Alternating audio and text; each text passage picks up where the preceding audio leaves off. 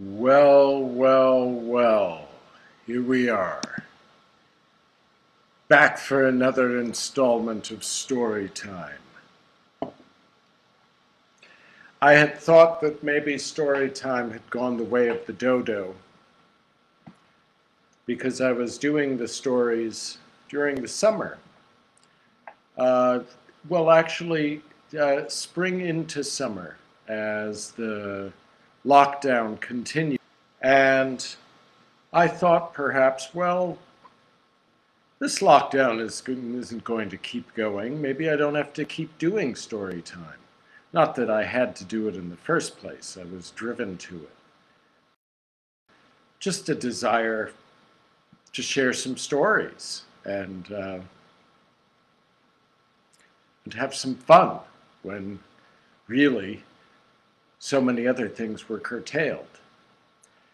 But it appears that story time has come back because, indeed, it's a wet night in December, and we know that things are dire. They continue to be dire, and so we all need to gather and listen to stories. I hope that you're sitting by your fireplace. I know all of you have fireplaces, especially those of you in New York City, and that you've got yourself a nice glass, a wee dram, as we say in Scotland. Well, I've got it right here. Tonight we're drinking scotch because I like Irish usually, but you can't have Irish and read Robert Louis Stevenson. The Body Snatcher. It's set in Edinburgh sometime in the mid-1800s. I'm not sure when Stevenson wrote this exactly, but it's inspired by the famous Dr. Knox, who was a medical teacher, a doctor who taught young students, and of course he needed bodies because they needed to be able to dissect the bodies to understand how it worked. And Dr. Knox had a couple of procurers of bodies whose names were Burke and Hare. And you may have heard of Burke and Hare because they're rather famous in the annals of grisliness for how they got those bodies. And clearly that's what inspired Robert Louis Stevenson to write The Body Snatcher. It was made into a terrific film with Boris Karloff in 1945. Bela Lugosi has a supporting role. They have an incredible scene together. Henry Daniell is in it as well. It's just a fabulous, fabulous, scary film. And of course, there were several other films about Burke and Hare. The Doctor and the Devils, The Flesh and the Fiends. Well, you get the idea. It has to be the something and the something for it to be a film about Burke and Hare, unless it's The Body Snatcher. So, without further ado, I think that's enough of an introduction. Paul Vernet and your daughter Jesna, if you're listening, this is for you. And of course, it's for everybody else who's tuned into here. And I'm delighted to share with you one of my favorite stories, The Body Snatcher by Robert Louis Stevenson. This is a long listen, so I hope you have the patience for it. If you don't, it's fine. I'll do it anyway. And if you want to take a break, you can pause it and come back to it. It's all good. And perhaps it will inspire you to read it yourself. Or you can send me a note and say, hey, I want you to read such and such.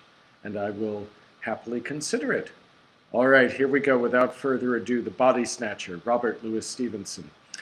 Every night in the year, 4 of us sat in the small parlor of the George at Debenham. The undertaker and the landlord and Fettes and myself. Sometimes there would be more, but blow high, blow low, crumb rain, snow or frost, we 4 would each be planted in his own particular armchair.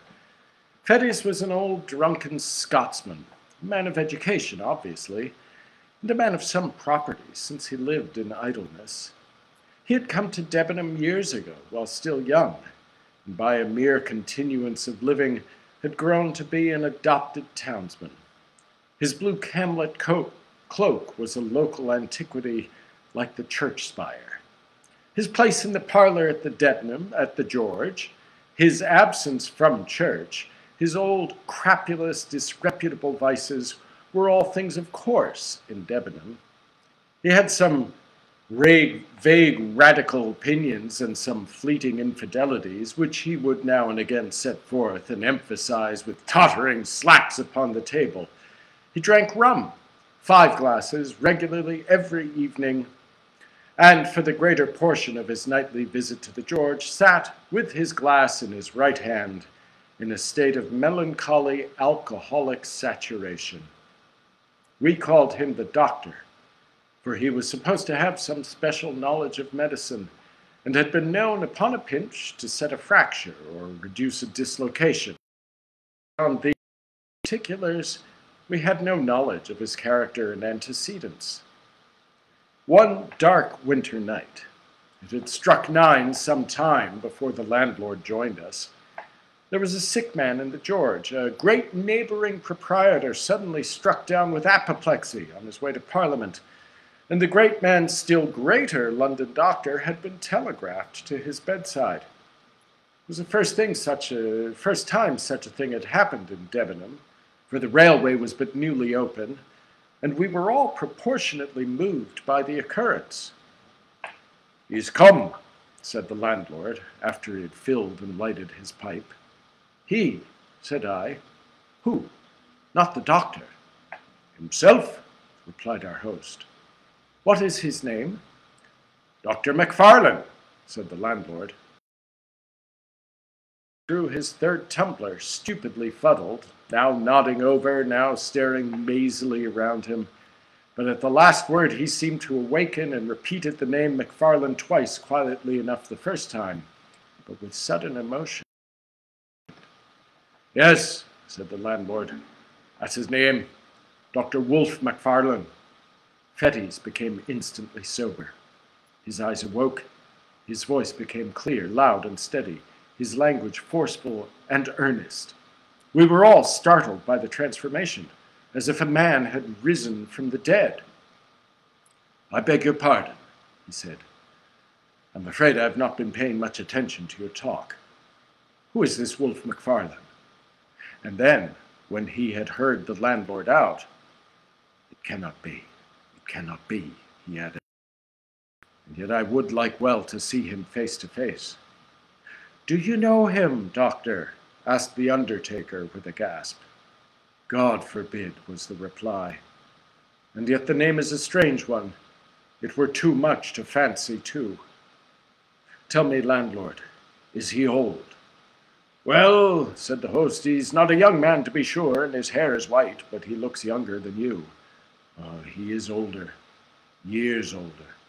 But," with a slap upon the table, "it's the rum you see in my face.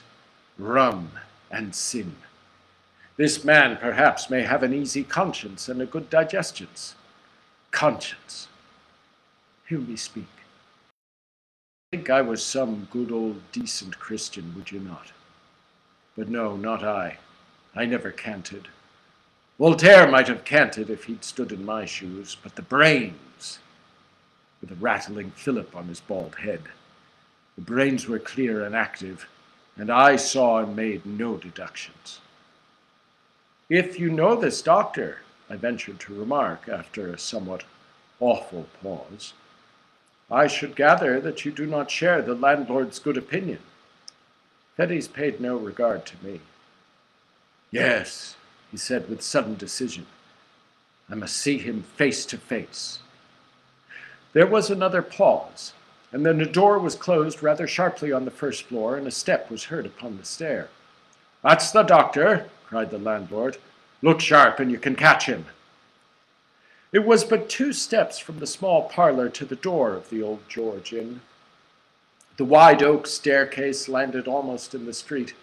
There was room for a Turkey rug and nothing more between the threshold and the last round of the descent. But this little space was, every evening, brilliantly lit up, not only by the light upon the stair and the great signal lamp below the sign, but by the warm radiance of the bar-room window. The George thus brightly advertised itself to passers-by in the cold street. Fettes walked steadily to the spot, and we, who were hanging around behind, beheld the two men meet, as one of them had phrased it, face to face. Dr. McFarlane was alert and vigorous. His white hair set off his pale and placid, although energetic countenance. He was richly dressed in the finest broadcloth and the whitest of linen, with a great gold watch chain and studs and spectacles of the same precious material. He wore a broad-folded tie, white and speckled with lilac, and he carried on his arm a comfortable driving coat of fur. There was no doubt but he became his years, breathing as he did of wealth and consideration, and it was a surprising contrast to see our parlor sot, bald, dirty, pimpled, and robed in his old camlet cloak, confront him at the bottom of the stairs. "McFarlane," he said somewhat loudly, more like a herald than a friend. The great doctor pulled up short on the fourth step, as though the familiarity of the address surprised and somewhat shocked his dignity. "Toddy McFarlane," repeated Fettes. The London man almost staggered. He stared for the swiftest of seconds at the man before him, glanced behind him with a sort of scare, and then, in a startled whisper, "Fettes," he said, "you?" "Aye," said the other, "me. Did you think I was dead too? We are not so easy shut off, our acquaintance." "Hush, hush!" exclaimed the doctor. "Hush, hush! This meeting is so unexpected. I can see you are unmanned. I hardly knew you, I confess, at first, but I am overjoyed to have this opportunity. For the present it must be how d'ye do and goodbye in one, for my fly is waiting and I must not fail the train. But you shall, let me see, yes, you shall give me your address and you shall count on early news of me. We must do something for you, Fettes. I fear you are out at elbows, but we must see to that for old Lang Syne, as once we sang at suppers." "Money," cried Fettes. "Money from you? The money that I had from you is lying where I cast it in the rain." Dr. McFarlane had talked himself into some measure of superiority and confidence, but the uncommon energy of this refusal cast him back into his first confusion.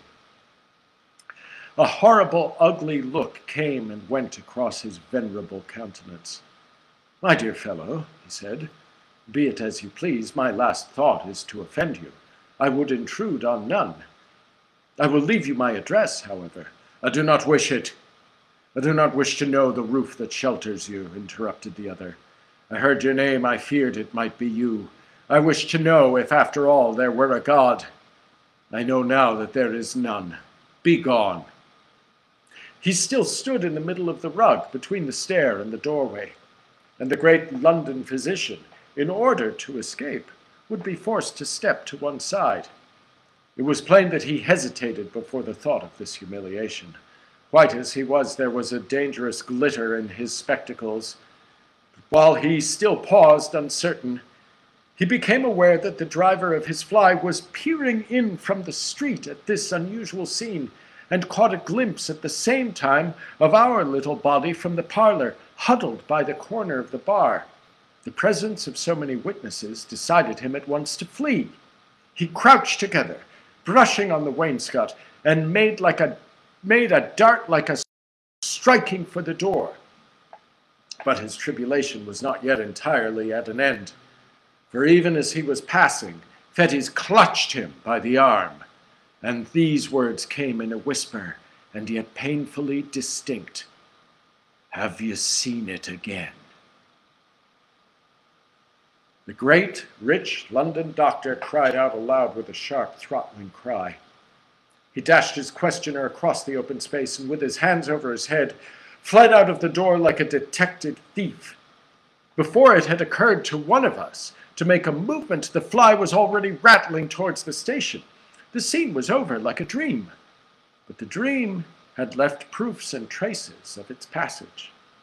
Next day the servant found the fine gold spectacles broken on the threshold. And that very night we were all standing breathless by the bar-room window, and Fettes at our side, sober, pale, and resolute in look. "God protect us, Mr. Fettes," said the landlord, coming first into possession of his customary senses. "What in the universe is all this? These are strange things you have been saying." Fettes turned towards us. He looked us each in succession in the face. "See if you can hold your tongues," said he. "That man, MacFarlane, is not safe to cross. Those that have done so already have repented it too late." And then, without so much as finishing his third glass, far less waiting for the other two, he bade us goodbye and went forth under the lamp of the hotel into the black night. We three turned to our places in the parlor, with a big red fire and 4 clear candles, and as we recapitulated what had passed, the first chill of our surprise soon had changed into a glow of curiosity. We sat late. It was the latest session I have known in the Old George. Each man, before he parted, had his theory that he was bound to prove, and none of us had any nearer business in the world than to track out the past of our condemned companion and surprise the secret that he shared with the great London doctor. It is no great boast, but I believe I was a better hand at worming out a story than either of my fellows at the George, and perhaps there is now no other man alive who could narrate to you the following foul and unnatural events. In his young days, Fettes studied medicine in the schools of Edinburgh. He had a talent of a kind, the talent that picks up swiftly what it hears and readily retails it for his own. He worked little at home, but he was civil, attentive, and intelligent in the presence of his masters. They soon picked him out as a lad who listened closely and remembered well. Nay, strange as it seemed to me when I first heard it, he was in those days well favored and pleased by his exterior. There was at that period a certain extramural teacher of anatomy, whom I shall here designate by the letter K. His name was subsequently too well known. The man who bore it skulked through the streets of Edinburgh in disguise, while the mob that applauded at the execution of Burke called loudly for the blood of his employer. But Mr. K was then at the top of his vogue. He enjoyed a popularity due partly to his own talent and address, partly to the incapacity of his rival, the university professor. The students at least swore by his name, and Fettes believed himself and was believed by others to have laid the foundations of success when he had acquired the favor of this meteorically famous man. Mr. K was a bon vivant, as well as an accomplished teacher. He liked a sly illusion no less than a careful preparation. In both capacities, Fettes enjoyed and deserved his notice. And by the second year of his attendance, he held the half-regular position of second demonstrator or sub-assistant in his class. In this capacity, the charge of the theater and lecture room devolved in particular upon his shoulders. He had to answer for the cleanliness of the premises and the conduct of the other students, and it was a part of his duty to supply, receive, and divide the various subjects. It was with a view to this last, a very delicate affair, that he was lodged by Mr. K in the same wind, and at last in the same building, with the dissecting rooms. Here, after a night of turbulent pleasures, his hands still tottering, his sight still misty and confused, he would be called out of bed in the black hours before the winter dawn by the unclean and desperate interlopers who supplied the table. He would open the door to these men, since infamous throughout the land. He would help them with their tragic burden, pay them their sordid price, and remain alone when they had gone with the unfriendly relics of humanity. From such a scene, he would return to snatch another hour or two of slumber, to repair the abuses of the night, and refresh himself for the labors of the day. Few lads could have been more insensible to the impressions of such a life, thus passed among the ensigns of mortality. His mind was closed against all general considerations. He was incapable of interest in the fate and fortunes of another, the slave of his own desires and low ambitions. Cold, light, and selfish in that last resort, he had that modicum of prudence miscalled morality which keeps a man from inconvenient drunkenness or punishable theft. He coveted, besides, a measure of consideration from his masters and his fellow pupils, and he had no desire to fail conspicuously in the external parts of life. Thus he made it his pleasure to gain some distinction in his studies, and day after day rendered unimpeachable eye service to his employer, Mr. K. For his day of work he indemnified himself by nights of roaring, blackguardly enjoyment, and when that balance had been struck, the organ that he called his conscience declared itself content. The supply of subjects was a continual trouble to him, as well as to his master.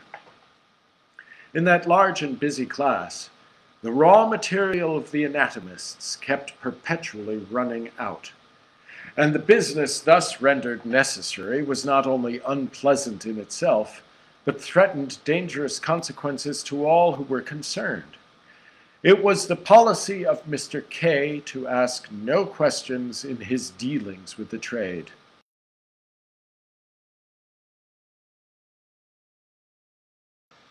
"They bring the body, and we pay the price," he used to say, dwelling along on the alliteration quid pro quo.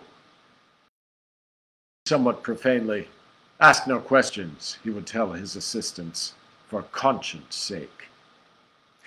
There was no understanding that the subjects were provided by the crime of murder.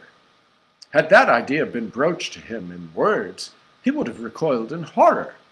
But the lightness of his speech upon so grave a matter was, in itself, an offense against good manners, and a temptation to the men with whom he dealt.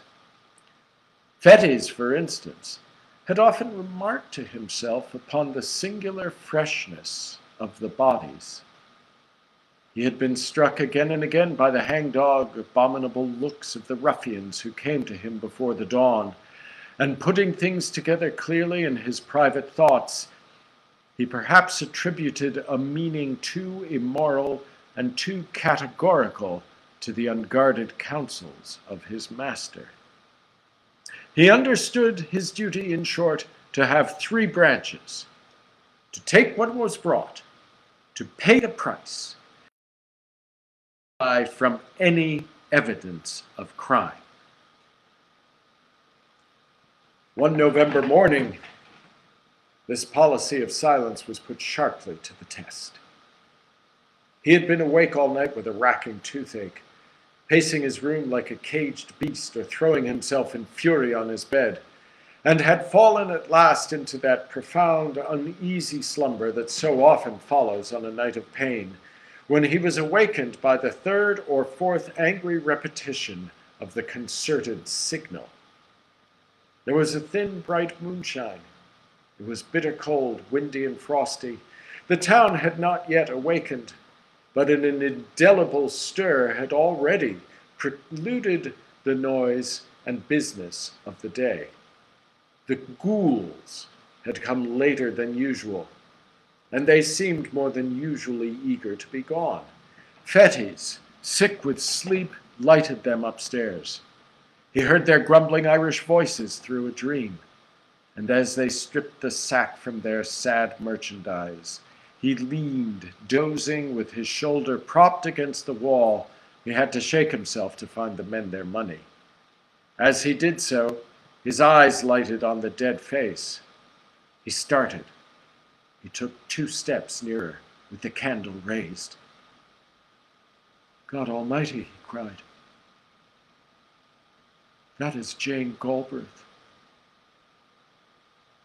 The men answered nothing, but they shuffled nearer the door. "I know her, I tell you," he continued. "She was alive and hearty yesterday. It's impossible she could be dead. It's impossible you should have got this body fairly." "Sure, sir, you're mistaken entirely," said one of the men. But the other looked Fettes darkly in the eyes and demanded the money on the spot. It was impossible to misconceive the threat or to exaggerate the danger. The lad's heart failed him. He stammered some excuses, counted out the sun, and saw his hateful visitors depart. No sooner were they gone than he hastened to confirm his doubts. By a dozen unquestionable marks, he identified the girl he had jested with the day before. He saw with horror marks upon her body that might well betoken violence. A panic seized him, and he took refuge in his room. There he reflected at length over the discovery that he had made, considered soberly the bearing of Mr. K's instructions, and the danger to himself of interference in so serious a business, and at last, in sore perplexity, determined to wait for the advice of his immediate superior, the class assistant. This was a young doctor, Wolfe Macfarlane, a high favorite among all the reckless students, clever, dissipated, and unscrupulous to the last degree. He had traveled and studied abroad. His manners were agreeable and a little forward. He was an authority on the stage, skillful on the ice or the links with skate or golf club. He dressed with nice audacity, and to put the finishing touch upon his glory, he kept a gig and a strong trotting horse. With Fettes he was on terms of intimacy. Indeed, their relative positions called for some community of life, and when subjects were scarce, the pair would drive far into the country in Macfarlane's gig, visit and desecrate some lonely graveyard, and return before dawn with their booty to the door of the dissecting room. On that particular morning, Macfarlane arrived somewhat earlier than was his wont. Fettes heard him and met him on the stairs, told him his story, and showed him the cause of his alarm. Macfarlane examined the... "Yes," he said with a nod. "It looks fishy." "Well, what should I do?" asked Fettes. "Do?" repeated the other. "Do you want to do anything?" "Least said, soonest mended, I should say." "Someone else might recognize her," objected Fettes. "She was as well known as the Castle Rock." "We'll hope not," said Macfarlane. "And if anybody does, well, you didn't, don't you see, and there's an end. The fact is, this has been going on too long. Stir up the mud and you'll get Kay into the most unholy trouble. You'll be in a shocking box yourself. So will I, if you come to think of that. I should like to know how any one of us would look, or what the devil we should have to say for ourselves in any Christian witness box. For me, you know, there's one thing certain, that practically speaking, all of our subjects have been murdered." "Macfarlane!" cried Fettes. "Come now," sneered the other, "as if you hadn't suspected it yourself. Suspecting is one thing, and proof another. Yes, I know. I'm as sorry as you are that this should have come here," tapping the body with his cane. "The best thing for me is not to recognize it, and," he added coolly, "I don't. You may, if you please. I don't dictate. but I think a man of the world would do as I do. And I may add, I fancy that is what Kay would look for at our hands. The question is, why did he choose us two for his assistants? And I answer, because he didn't want old wives. This was the tone of all others to affect the mind of a lad like Fettes. He agreed to imitate MacFarlane. The body of the unfortunate girl was duly dissected, and no one remarked or appeared to recognize her. One afternoon, when his day's work was over, Fettes dropped into a popular tavern and found MacFarlane sitting with a stranger. This was a small man, very pale and dark, with coal-black eyes. The cut of his features gave a promise of intellect and refinement which was but feebly realized in his manners, for he proved upon a nearer acquaintance coarse, vulgar, and stupid. He exercised, however, a very remarkable MacFarlane, issued orders like the great Bashaw, became inflamed at the least discussion or delay, and commented rudely on the servility with which he was obeyed. This most offensive person took a fancy to Fettes on the spot, plied him with drinks, and honored him with unusual confidences of his past career. If a tenth part of what he confessed were true, he was a very loathsome rogue, and the lad's vanity was tickled by the attention of so experienced a man. "I'm a pretty bad fellow myself," the stranger remarked, "but MacFarlane is the boy. Toddy MacFarlane, I call him. Toddy, order your friend another glass. Or it might be, Toddy, you jump up and shut the door." "Toddy hates me," he said again. "Oh, yes, Toddy, you do." "Don't you call me that confounded name," growled MacFarlane. "Hear him! Did you ever see the lads play knife? He would like to do that all over me body," remarked the stranger. "We medicals have a better way than that," said Fettes. "When we dislike a dead friend of ours, we dissect him." MacFarlane looked up sharply. The afternoon passed. Gray, for that was the stranger's name, invited Fettes to join them at dinner, ordered a feast so sumptuous that the tavern was thrown into commotion, and when all was done, commanded MacFarlane to settle the bill. It was late before they separated. The man Gray was incapably drunk. MacFarlane, sobered by his fury, chewed the cud of the money he had been forced to squander. He had been obliged to swallow. Fettes, with various liquors singing in his head, returned home with devious footsteps and a mind entirely in abeyance. Next day, MacFarlane was absent from the class. Fettes smiled to himself as he imagined him still squiring the intolerable Gray from tavern to tavern. As soon as the hour of liberty had struck, he posted from place to place in quest of his last night's companions. He could find them, however, nowhere, so went early to bed, and slept the sleep of the just. At 4 in the morning he was awakened by a well-known signal. Descending to the door, he was filled with astonishment to find MacFarlane with his gig, and in the gig one of those long and ghastly packages with which he was so well acquainted.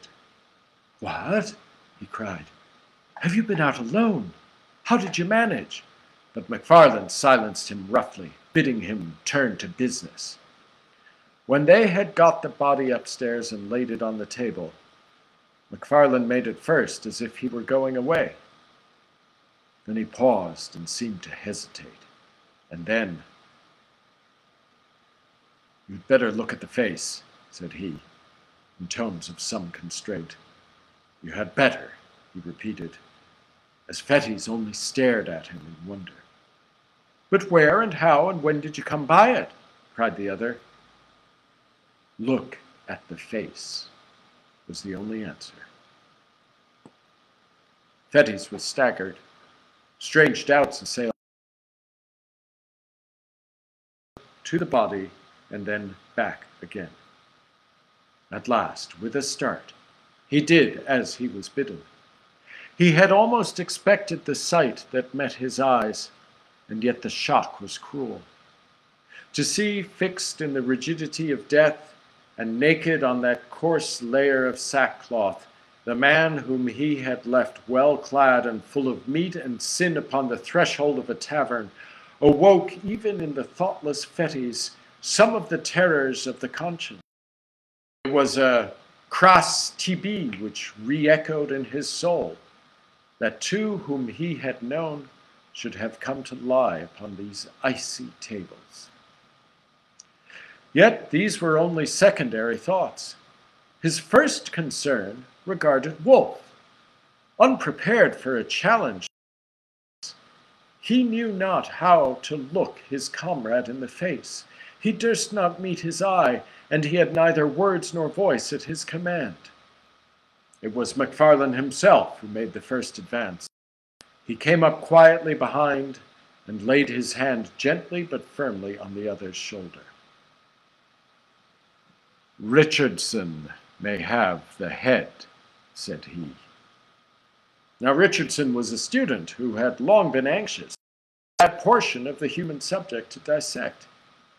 There was no answer, and the murderer resumed, "Talking of business, you must pay me. My accounts, you see, must tally." Fettes found a voice, the ghost of his own. "Pay you?" he cried. "Pay you for that?" "Why, yes, of course you must. By all means and on every possible account you must," returned the other. "I dare not give it for nothing, you dare not take it for nothing, it would compromise us both. This is another case like Jane Galbraith's. The more things are wrong, the more we must act, as if all were right. Where does old K keep his money?" "There," answered Fettes hoarsely, pointing to the cupboard in the corner. "Give me the key, then," said the other, calmly holding out his hand. There was an instant's hesitation, and the die was cast. McFarlane could not suppress a nervous twitch, the infinitesimal mark of an immense relief as he felt the key between his fingers. He opened the cupboard, brought out pen and ink and a paper book that stood in one compartment, and separated from the funds in a drawer a sum suitable. "Now look here," he said. "There is the payment made, first proof of your good faith, first step to your security. You have now to clinch it by the second. Enter the payment in your book, and then you, for your part, may defy the devil." The next few seconds were for Fettes an agony of thought. But in balancing his terrors, it was the most immediate that triumphed. Any future difficulty seemed almost if he could avoid a present quarrel with McFarlane. He set down the candle, which he had been carrying all this time, and with a steady hand entered the date, the nature, and the amount of the transaction. "And now," said McFarlane, "it's only fair that you should pocket the lucre. I've had my share already. By the by, when a man of the world falls into a bit of luck, has a few shillings extra in his pocket, I'm ashamed to speak of it, but there's a rule of conduct in the case. No treating, no purchase of expensive class books, no squaring of old debts. Borrow, don't lend." Began Fettes, still somewhat hoarsely. "I have put my neck in a halter to oblige you." "To oblige me?" cried Wolfe. "Oh, come! You did, as near as I can see the matter, what you downright had to do in self-defense. Suppose I got into trouble, where would you be? This second little matter flows clearly from the first. Mr. Gray is the continuation of Miss Galbraith. You can't begin and then stop. If you begin, you must keep on beginning. That's the truth. No rest for the wicked." A horrible sense of blackness, and the treachery of fate seized hold upon the soul of the unhappy student. "My God," he cried, "what have I done? And when did I begin? To be made a class assistant. In the name of reason, where's the harm in that?" "My dear fellow," said Macfarlane, "what a boy you are! What harm has come to you? What harm can come to you if you hold your tongue? Why, man, do you know what this life is? There are two squads of us, the lions and the lambs. If you're a lamb, you'll come to lie upon these tables like Gray or Jane Galbraith. If you're a lion, you'll live and drive a horse like me, like Kay, like all the world with any wit and courage. You're staggered at the first, but look at Kay. My dear fellow, you are clever, you have pluck. I like you, and Kay likes you. You were born to lead the hunt. And I tell you, on my honor and my experience of life, 3 days from now you'll laugh at all these scarecrows like a high school boy at a farce." And with that, Macfarlane took his departure and drove off up the Wynd in his gig to get under cover.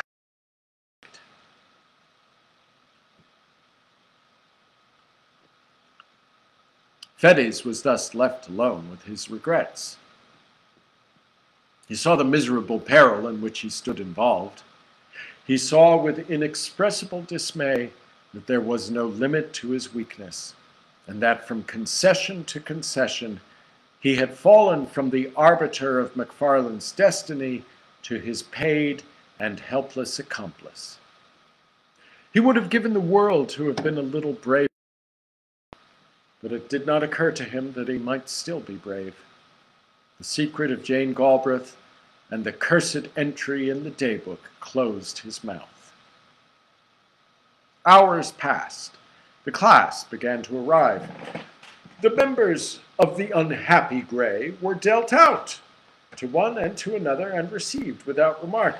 Richardson was made happy with the head, and before the hour of freedom rang, Fettes trembled with exultation to perceive how far he had gone towards safety. For 2 days he continued to watch, with increasing joy, the dreadful process of disguise. On the 3rd day Macfarlane made his appearance. He had been ill, he said, but he made up for the lost time by the energy with which he directed the students. To Richardson in particular, he extended the most valuable assistance and advice, and that student, encouraged by the praise of the demonstrator, burned high with ambitious hopes and saw the medal already within his grasp. Before the week was out, Macfarlane's prophecy had been fulfilled. Fettes had outlived his terrors and had forgotten his baseness. He began to plume himself upon his courage, and had so arranged the story in his mind that he could look back on these events with an unhealthy pride. Of his accomplice he saw but little. They met, of course, in the business of the class. They received their orders together from Mr. K. At times they had a word or two in private, and Macfarlane was from first to last particularly kind and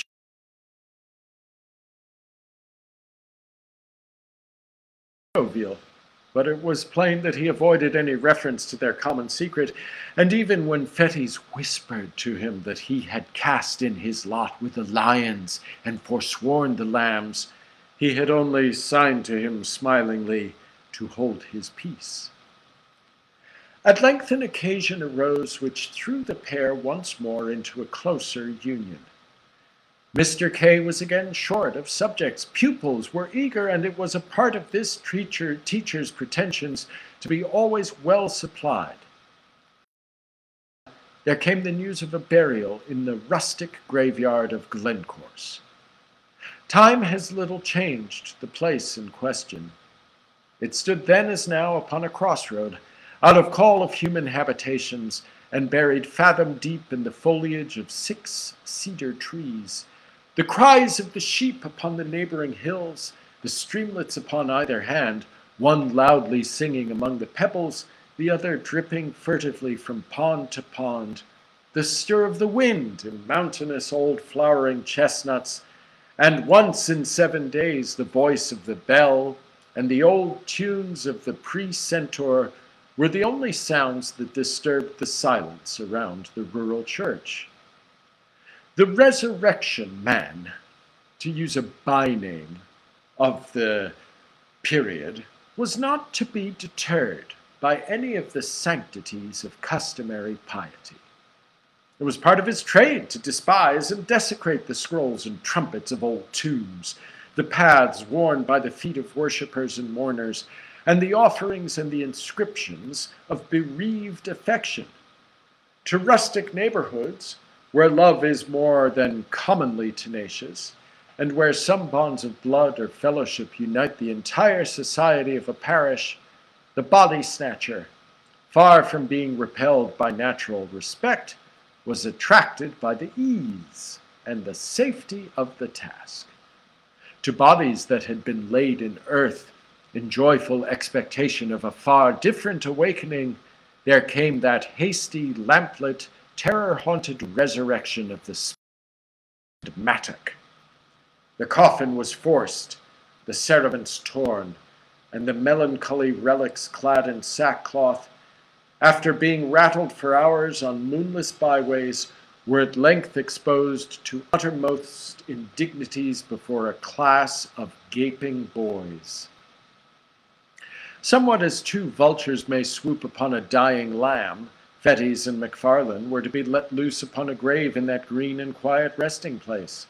The wife of a farmer, a woman who had lived for 60 years and been known for nothing but good butter and a godly conversation, was to be rooted from her grave at midnight and carried dead and naked to that faraway city that she had always honored with her Sunday's best.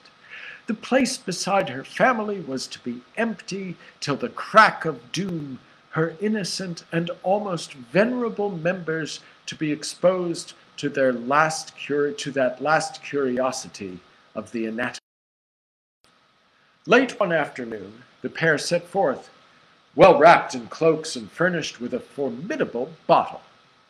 It rained without remission, a cold, dense, lashing rain. Now and again there blew a puff of wind, but the water kept it down. Bottle and all, it was a sad and silent drive as far as Pennachuck, where they were to spend the evening. They stopped once to hide their implements in a thick bush not far from the churchyard, and once again at Fisher's Tryst to have a toast before the kitchen fire, and vary their nips of whiskey with a glass of ale. When they reached their journey's end, the gig was housed, the horse was fed and comforted, and the two young doctors in a private room sat down to the best dinner and the best wine the house could afford. The lights, the fire, the cold, incongruous work that lay before them added zest to their enjoyment of the meal. With every glass, their cordiality increased. Soon MacFarlane handed a little pile of gold to his companion. "A compliment," he said. "Between friends, these little damned accommodations ought to fly like pipelights." He pocketed the money and applauded the sentiment to the echo. "You are a philosopher," he cried. "I was an ass till I knew you. You and Kay between you, by the Lord Harry, but you'll make a man of me." "Of course we shall," applauded MacFarlane. "A man? I tell you it required a man to back me up the other morning. There's some big, brawling 40-year-old cowards who would have turned sick at the look of the damned thing, but not you. You kept your head. I watched you." "Well, and why not?" Fettes thus vaunted himself. "It was no affair of mine. There was nothing to gain on the one side but disturbance, and on the other I could count on your gratitude, don't you see?" And he slapped his pocket till the gold pieces rang. MacFarlane somehow felt a certain touch of alarm at these unpleasant words. He had taught his young companion so successfully, but he had no time to interfere, for the other noisily continued in this boastful strain, "The great thing is not to be afraid. Now, between you and me, I don't want to hang. That's practical. But for all cant, McFarlane, I was born with a contempt. Hell, God, devil, right, wrong, sin, crime, and all the old gallery of curiosities, they may frighten boys, but men of the world like you and me despise them. Here's to the memory of Gray!"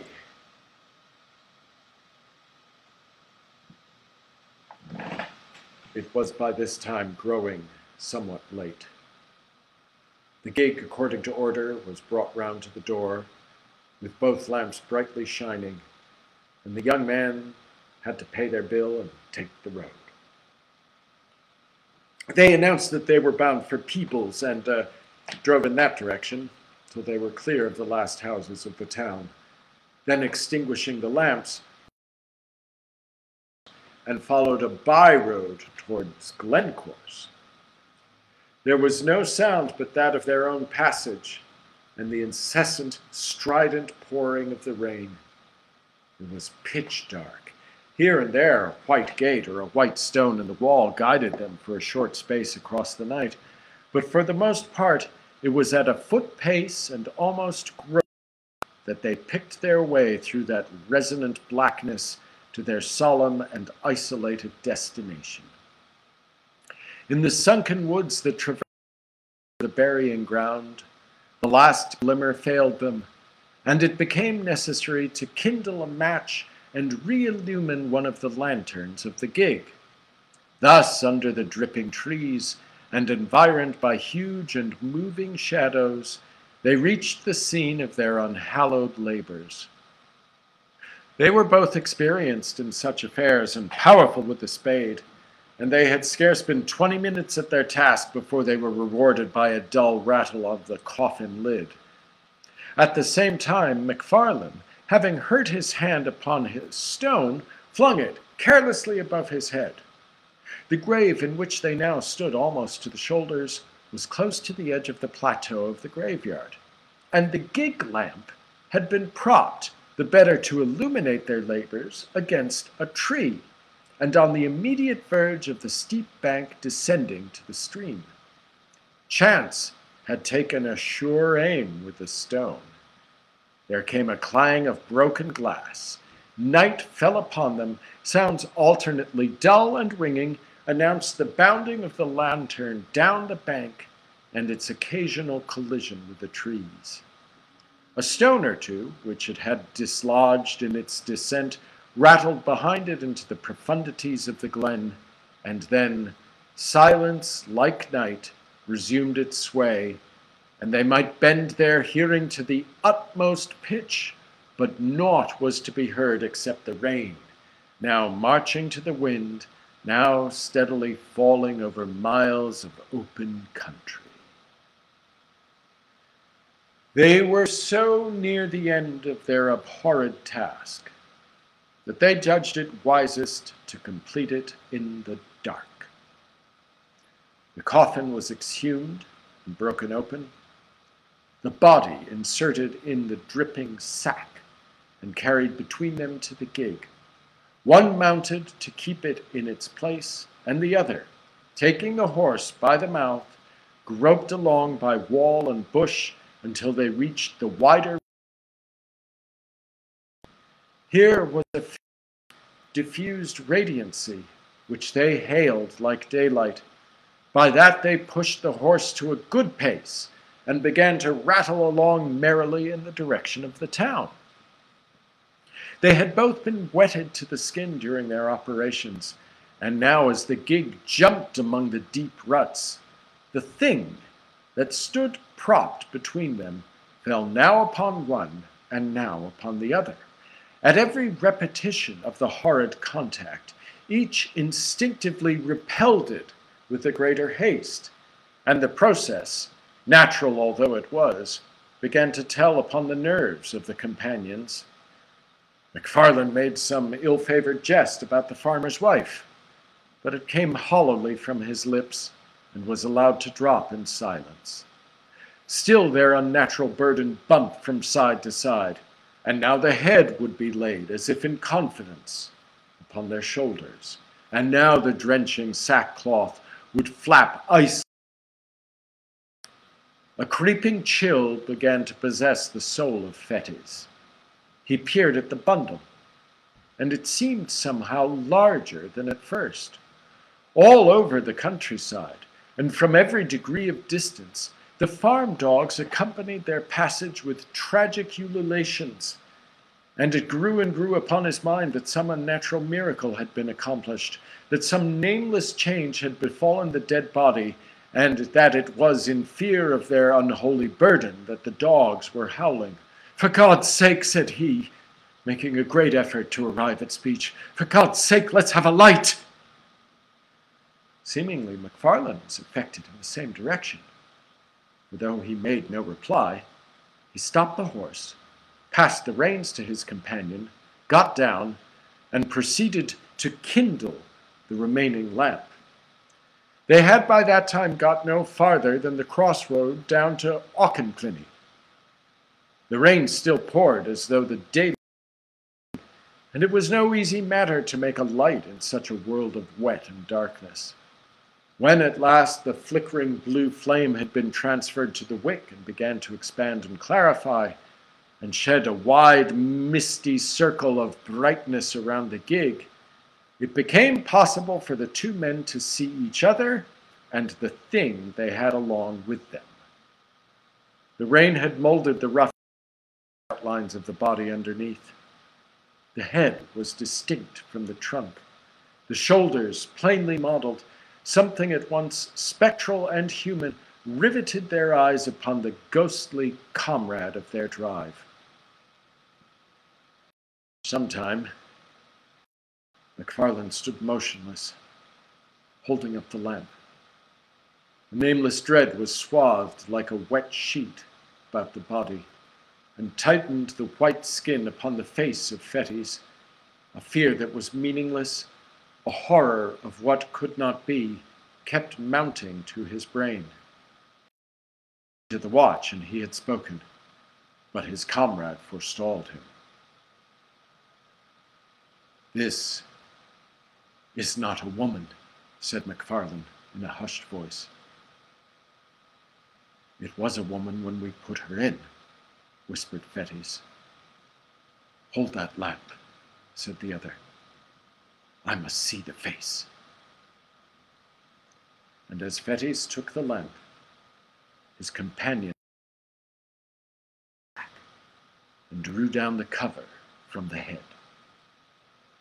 The light fell very clear upon the dark, well-molded features and smooth-shaven cheeks of a too familiar countenance, often beheld in dreams of both of these young men.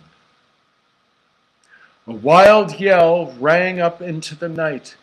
Each leapt from his own side into the roadway. The lamp fell, broke, and was extinguished, and the horse, terrified by this unusual commotion, and went off towards Edinburgh at a gallop, bearing along with it, sole occupant of the gig, the body of the and long dissected Grey.